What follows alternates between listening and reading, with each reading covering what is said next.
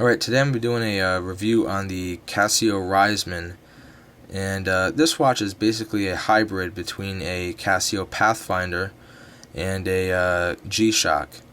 So in my opinion, it offers the best of both worlds in that it offers the outdoor features of the Pathfinder line and the rugged features of the G-Shock line. So let's look at a couple of the features that this watch has. It's a atomic 6-band watch, so it will receive signal from all 6 of the atomic towers across the world. It is also a solar tough watch, so you don't have to worry about replacing the battery. It has a altimeter, a barometer, and a temperature sensor. And then it has all the ordinary features of a G-Shock, you know, the 5 alarms, stopwatch, countdown timer, all that good stuff. So first off, let me just take a look at the outside of the watch and the casing. So on the right here, you'll see the big red altimeter button, and you have these 2 smaller buttons that are the reset and the start.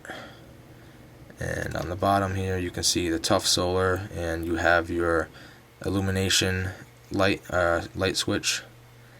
On the left here you have your sensor module, and you have the same 2 little buttons that were on the right side. This is the adjust and this is the mode.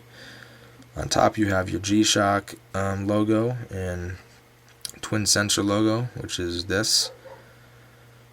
Okay, so let's take a look at the display. This is going to be your timekeeping display, so this is going to be your standard display that's going to be on the watch. And here you're going to have your current day of the week, your current month, day, and year, which is pretty cool, and obviously your current time. And over here on the left you're going to have your battery indicator, which is going to show you your battery level, your charge level.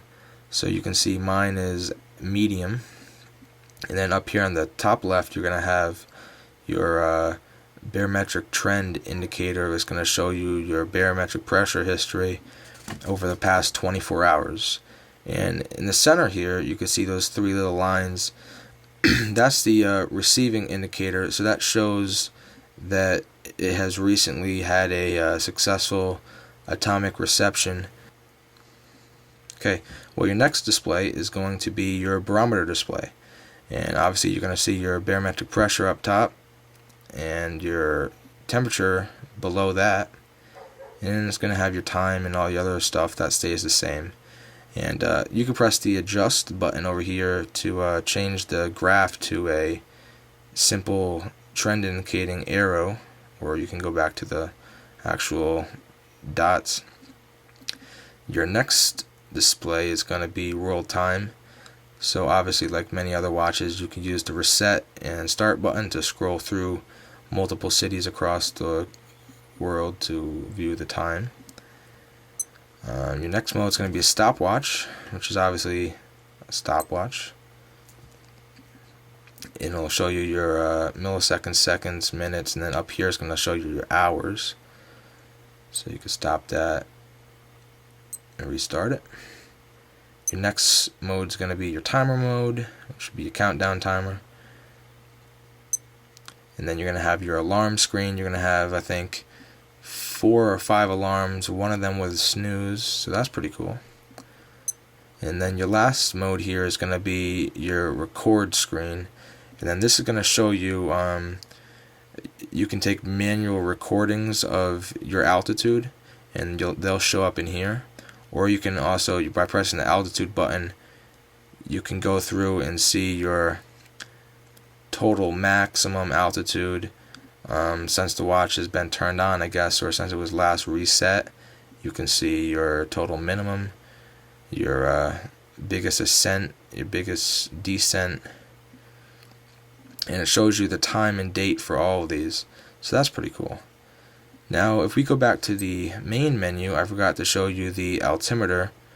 Now to get to the altimeter, you just press the big red altimeter button, and the G is going to flash, showing you that it's taking an altitude reading right now, and you can see 1180 feet. And in the graph there, you're going to see that it's starting to build a bar graph. Every 2 seconds it's going to take, or sorry, every 5 seconds it's going to take a reading.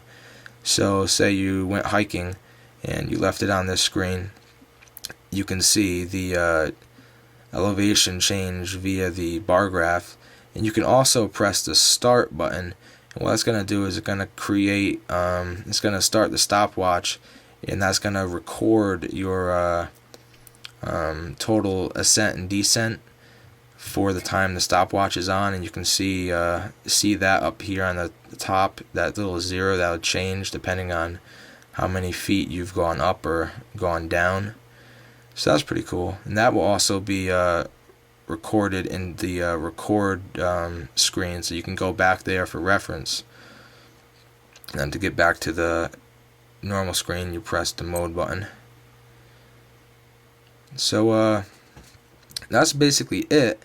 I really like this watch because of all the features it has. I like having all these cool altimeter, temperature, barometer features. So yeah, that's basically it. I really like this watch. It fits comfortably. It's not that big on your wrist, and it's got all the features you could ever need and more. One thing I'd say about it that I don't like is that I don't like how the altitude reading is only in intervals of 20 feet, and the barometer reading when you're in inches is in intervals of 500ths. So it could be a little bit more accurate. I mean, the thermometer is really good. It goes in decimal points. But I think for the altimeter and barometer readings, it should have a little bit more accurate. And also, I gotta say, it's not as accurate as my Suunto Core. But, I mean, it's almost half the price. And in my opinion, it's got more features, and it's an all-around better watch for kind of your everyday wearing needs, because it's solar and atomic. So that's it. Thanks for watching. Stay tuned for more videos.